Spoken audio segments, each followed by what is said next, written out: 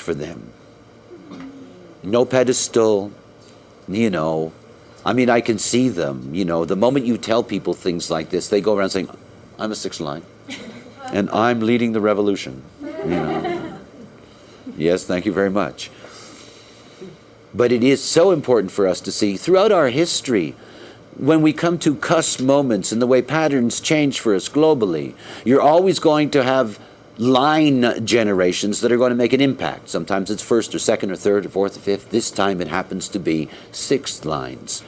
So it's a very important theme. It also means that we're finally going to have the equipment we need to live a life that's 80 or 85 years old. And we have never had that equipment before. Never. It isn't to say we didn't have people living that long. But you know, when somebody lived to 84, everybody really was like, well, they should have been dead at least 50 years ago, 30 years ago. In other words, it was a phenomena. It's not a phenomena anymore. You know, the statistics for the number of people who are going to live to be 100 in the beginning of the millennium is now in the thousands.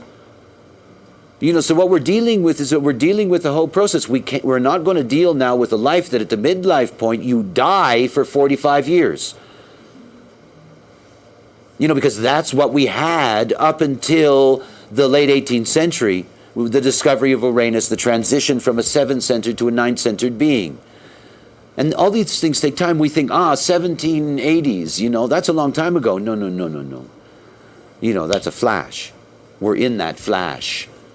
You know, all of this now is that this is a generation that's about to be able to live what is a nine-centered life. After all, if you go into an esoteric bookstore and you go to the yoga shelf, you know, you get pre-1781 bodies.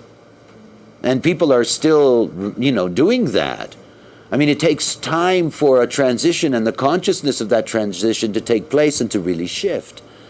So we're in a mutative cycle. We're reaching that point of being ready for mutation. Now, the main mutation of the 2027 date is the mutation that's going to take place in the 55th gate, in the sixth line, that is the birth of children that are going to have a neural mutation in their solar plex system. And that neural mutation is going to change the way in which they can experience the other.